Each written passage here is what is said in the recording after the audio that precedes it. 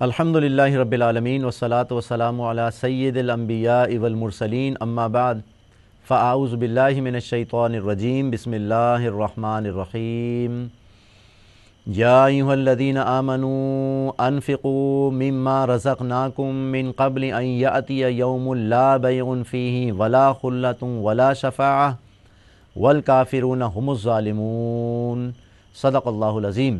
رب اشرح لی صدری ویسر لی امری واحلل عقدۃ من لسانی یفقہوا قولی آمین یا رب العالمین۔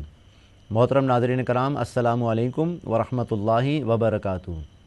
ہمارا پروگرام اللہ کا پیغام مومنوں کے نام اس لیکچر سیریز میں انشاءاللہ آج جس آیت مبارکہ کا ہم مطالعہ کریں گے وہ آیت مبارکہ ہے سورۃ البقرہ کی آیت نمبر 254۔ سورۃ البقرہ آیت نمبر 254، اس کا انشاءاللہ ہم مطالعہ کریں گے۔ موضوع ہے انفاق فی سبیل اللہ۔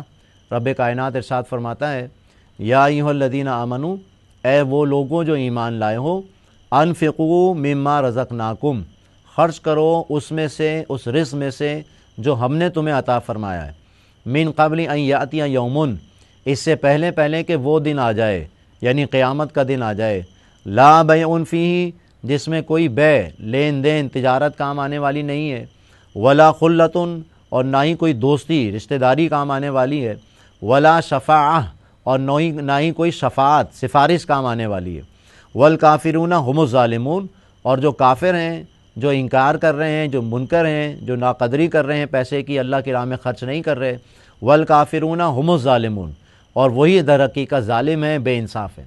ناظرین کرام، یہ بات آپ کے علم ہے کہ قرآن حکیم میں یا ایھا الذین آمنو کا صیغہ 92 مرتبہ آیا، اور اس لیکچر سیریز میں الحمدللہ ہم کوشش کر رہے ہیں کہ ہم ان آیات مبارکہ کا مطالعہ کریں کہ جو یا ایھا الذین آمنو سے شروع ہوئی ہیں۔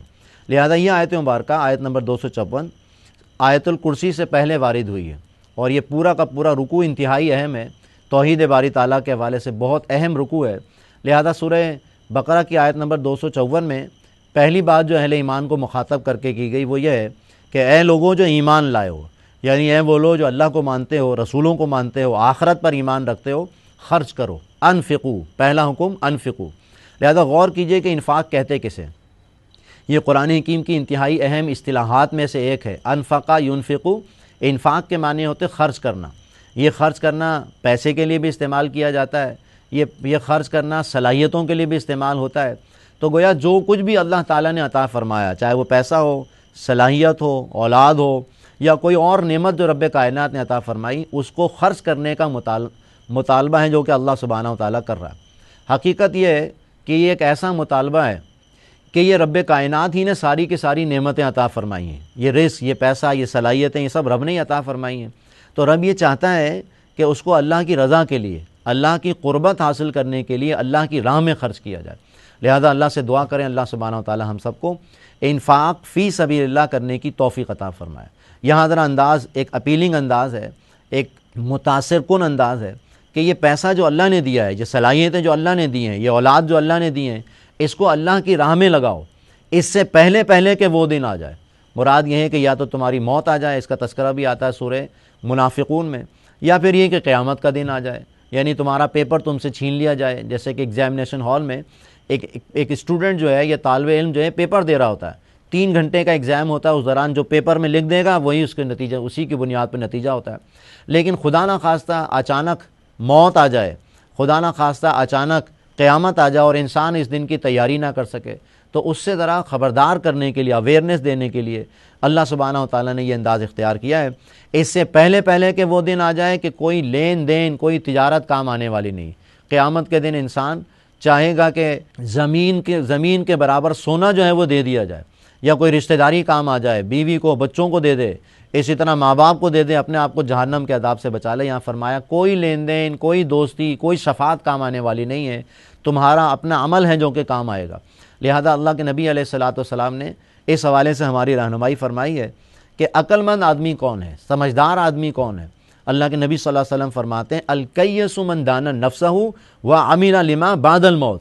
سمجھدار آدمی وہ ہے کہ جو اپنی نفس کو پہچانے اور عمل کرے موت کے بعد آنے والی زندگی کے لیے، اور موت کے بعد آنے والی زندگی جو ہمیشہ ہمیش کی ہے، اس میں یہی چیز کام آنے والی ہیں، اعمال کام آنے والے ہیں، اور ان اعمال میں جہاں نماز ہے، روزہ ہے، دیگر چیزیں ہیں، وہاں پر انفاق فی سبیل اللہ بہت اہم ہے، کیونکہ سچی بات یہ ہے کہ انسان میں اللہ سبحانہ و تعالیٰ نے مال کی بڑی شدید محبت رکھی ہے۔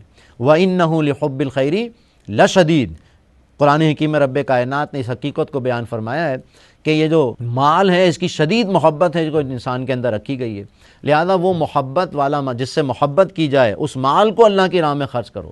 بقول اقبال، تو بچا بچا کے نہ رکھ اسے، تیرا آئینہ ہے وہ آئینہ کہ شکستہ ہو تو عزیز تر ہے نگاہیں آئینہ ساز میں، یعنی وہ صلاحیتیں، وہ پیسہ، وہ اولاد، وہ نعمتیں جو اللہ پاک نے عطا فرمائی ہیں، اگر اللہ کی راہ میں لگ جائیں، انفاق فی سبیل اللہ میں لگ جائیں تو وہ کامیاب ہو گیا، وہ قبول ہو گیا۔ انفاق کے حوالے سے دو مدوں کو اپنے ذہن میں رکھیے، ایک کہلاتا ہے صدقہ، اور صدقے کی بھی دو قسمیں ہیں، ایک کہلاتا ہے صدقہ واجبہ اور ایک کہلاتا ہے صدقہ نافلہ۔ صدقہ واجبہ یہ زکوٰۃ ہے، اور زکوٰۃ کے حوالے سے اللہ سبحانہ و تعالیٰ نے پوری تفصیلات قرآن حکیم میں بیان کی ہیں کہ زکوٰۃ کی مدیں اللہ سبحانہ و تعالیٰ نے سورۃ التوبہ کی آیت نمبر 60 میں بیان فرما دی۔ تو وہ جو مد ہیں، جو 8 مدیں بیان ہوئی ہیں، اسی میں زکوٰۃ کا پیسہ خرچ ہوگا۔ انما الصدقات للفقراء والمساکین والعاملین علیہا والمؤلفۃ قلوبہم وفی الرقاب والغارمین وفی سبیل اللہ وابن سبیل فریضۃ من اللہ واللہ علیم حکیم۔ تو بہرحال یہ آیت نمبر 60 میں 8 مدوں کا تذکرہ صدقہ واجبہ کے حوالے سے ہے، اور اس کے لیے بھی تفصیلات احادیث مبارکہ میں آتی ہیں کہ زکوٰۃ کس پر فرض ہے، یعنی زکوٰۃ کی فرضیت کے لیے مصارف زکوٰۃ تو بیان ہوئے، فرضیت کے حوالے سے صاحب نصاب کون ہوگا، اس کی تفصیلات پوری احادیث مبارکہ میں آتی ہیں کہ جس کے پاس 52.5 تولے چاندی یا 7.5 تولے سونا ہو یا اس کے مترادف پیسے ہوں اور پورا سال گزر جائے، وہ صاحب نصاب ہوگا، اس پر 2.5% 2.5% اللہ کی راہ میں زکوٰۃ کی مد میں خرچ کرنا فرض ہے۔ یہ ساری تفصیلات احادیث میں آتی ہیں۔ تو بہرحال انفاق کی پہلی اہم شکل صدقہ، اور صدقے کے لیے بندوں پر جو خرچ کیا جائے گا اس کو صدقہ کہتے ہیں، اور بندوں کی فلاح و بہبود کے لیے، رفع عام کے لیے جو پیسہ خرچ ہوگا وہ زکوٰۃ بھی ہے۔ اور اسی طرح صدقہ نافلہ، جو صدقات و خیرات ہم ہر شخص دے سکتا ہے، ہر مسلمان دے سکتا ہے، اس کے لیے صاحب نصاب ہونا ضروری نہیں ہے۔ یہ پہلی قسم ہو گئی۔ دوسری قسم جو زیادہ اہم تر ہوتی ہے اس اعتبار سے کہ جب اللہ کا دین مغلوب ہو، خاص طور پر اس وقت جو پیسہ خرچ کیا جاتا ہے اللہ کے دین کے لیے، اللہ کے دین کے غلبے کے لیے، اس کو اللہ سبحانہ و تعالیٰ اپنے ذمے قرض قرار دیتا ہے۔ لہذا دوسری اصطلاح استعمال ہوتی ہے قرض حسنہ۔ من ذا الذی یقرض اللہ قرضا حسنا، کون ہے جو اللہ تعالیٰ کو قرض حسنہ دے؟ اب اللہ کو قرض حسنہ دینے سے کیا مراد ہے؟ یعنی اپنا پیسہ، اپنی صلاحیتیں، اپنی جوانیاں، اپنی تمام تر نعمتیں، اولاد، یہ اللہ کے دین کے لیے وقف کر دیا جائے۔ تو اللہ سے دعا کریں اللہ پاک کی نعمتیں جو اللہ نے عطا فرمائی ہیں، اللہ سبحانہ و تعالیٰ ہمیں اپنی رضا کے لیے اللہ کی راہ میں خرچ کرنے کی توفیق عطا فرمائے۔ یہ بہت بڑی سعادت ہے، اس کی کئی مثالیں سیرت سے ہم کو مل سکتی ہیں۔ مثلا سیدنا ابوبکر صدیق رضی اللہ تعالیٰ عنہ نمایاں ترین صحابہ میں سے اس لیے ہیں کہ اللہ پاک نے انہیں نعمت ہدایت کے ساتھ ساتھ پیسہ عطا فرمایا تھا، دولت عطا فرمائی تھی، تو انہوں نے ساری دولت اللہ کے نبی علیہ الصلوۃ والسلام کے قدموں میں بچھا دی۔ دین کی دعوت اور تبلیغ اور اقامت اور جہاد کا کوئی ایسا مرحلہ نہیں ہے جس میں سیدنا ابوبکر صدیق رضی اللہ تعالیٰ عنہ نمایاں نظر نہ آتے ہوں۔ سیدنا عثمان غنی، سیدنا عبد الرحمن بن عوف، سیدنا عمر فاروق، یہ سارے وہ عظیم صحابہ ہیں رضوان اللہ تعالیٰ علیہم اجمعین جنہوں نے اللہ کے دین کے لیے انفاق کیا، پیسہ لگایا۔ اسی طرح اور بھی صحابہ تھے جن کے پاس پیسہ نہیں تھا لیکن صلاحیتیں لگائیں، جان کھپائی، اللہ کے دین کے غلبے کی جد و جہد کی۔ تو جو کچھ بھی اللہ نے عطا فرمایا اس کو اللہ کی راہ میں خرچ کرنا انفاق ہے۔ اللہ سے دعا کریں اللہ پاک ہمیں اس دن کے آنے سے پہلے خرچ کرنے کی توفیق عطا فرمائے۔ موجودہ دور میں خاص طور پر یہ مغلوبیت کا دور ہے۔ اے خاصہ اے خاصان رسول، وقت دعا ہے، امت پہ تیری آ کے عجب وقت پڑا ہے۔ وہ دین جو بڑی شان سے نکلا تھا وطن سے، پردیس میں وہ آج غریب الغربا ہے۔ اور اے باد صبا کملی والے سے جا کہیو پیغام میرا، قبضے سے بیچاری امت کے کہ دین بھی گیا دنیا بھی گئی۔ آج دین بھی ہمارے ساتھ نہیں تو دنیا میں بھی رسوائی ہے۔ تو بہرحال اس دور میں، اس مغلوبیت کی انتہائی دور میں، جو پیسہ، صلاحیت، وقت، جوانی، اولاد اللہ کی راہ میں لگے گی وہ انشاءاللہ بہت اجر و ثواب کا باعث بنے گی۔ دوسری طرف یہ بھی سمجھ لیجئے کہ مال کی محبت کی وجہ سے انسان کے دل میں نفاق پیدا ہوتا ہے۔ سورہ منافقون کی آیات مبارکہ اور بھی زیادہ اس حوالے سے افیکٹو ہیں، جس میں رب کائنات نے منافقت یا نفاق کا علاج بیان فرمایا انفاق کی صورت میں۔ وہاں الفاظ آتے ہیں انفقوا مما رزقناکم من قبل ان یأتی احدکم الموت، خرچ کرو اللہ سبحانہ و تعالیٰ کی راہ میں اس سے پہلے کہ تم میں سے کسی شخص پر موت آ جائے، موت کی کیفیت طاری ہو جائے۔ فیقول ربی، اس وقت وہ پکارے کہ اے میرے رب، لولا اخرتنی الی اجل قریب، تو نے مجھے تھوڑی دیر کے لیے مہلت کیوں نہیں دے دی، تھوڑی مہلت مجھے دے دے، فاصدق، تو میں سب کا سب صدقہ کر دوں گا، واکم من الصالحین، اور خوب نیکوکاروں میں سے ہو جاؤں گا۔ رب کائنات فرماتا ہے وَلَن يُؤَخِّرَ اللَّهُ نَفْسًا إِذَا جَاءَ أَجَلُهَا، اللہ تعالیٰ ہرگز اس نفس کو مہلت نہیں دے گا کہ جب اس کا اجل، اس کے موت کا وقت آ جاتا ہے۔ اللہ تعالیٰ جانتا ہے جو کچھ بھی تم کر رہے ہو۔ اس اعتبار سے مہلت عمر اس وقت ہمارے پاس ہے۔ کوشش کیجئے کہ جو وقت ہمارے پاس ہے، جو صلاحیت ہمارے پاس ہے، جو نعمتیں اللہ پاک نے عطا فرمائی ہیں، اس کو اللہ کی راہ میں لگا دیں، اور اللہ کے اخلاص کے ساتھ اگر مال لگائیں گے تو انشاءاللہ اس کا اجر و ثواب بے انتہا زیادہ ہوگا۔ 700 گنا اجر کا وعدہ ہے جو کہ اللہ سبحانہ و تعالیٰ نے سورہ بقرہ میں فرمایا، مثل الذین ینفقون اموالہم فی سبیل اللہ، ان لوگوں کی مثال کے جو اللہ کی راہ میں پیسہ خرچ کرتے ہیں، انفاق کرتے ہیں اللہ کی راہ میں، کمثل حبۃ انبتت سبع سنابل، ان کی مثال تو ایک دانے جیسی ہے۔ گندم کا دانہ زمین میں جب بوتے ہیں وہ اگتا ہے تو اس میں 7 بالیاں نکلتی ہیں، فی کل سنبلۃ 100 حبہ، اور ہر بالی میں 100 دانے ہیں، تو ایک دانے سے 700 دانے تو دنیا میں دیکھ رہے ہوتے ہو۔ تو رب کائنات نے وعدہ فرمایا واللہ یضاعف لمن یشاء، اور اللہ سبحانہ و تعالیٰ اور بڑھائے گا، جتنا چاہے گا اللہ سبحانہ و تعالیٰ بڑھا چڑھا کر دے گا۔ جتنا اخلاص ہوگا، اخلاص نیت کے ساتھ یہ انفاق کیا جائے گا، اتنا رب کائنات بڑھا کر دے گا۔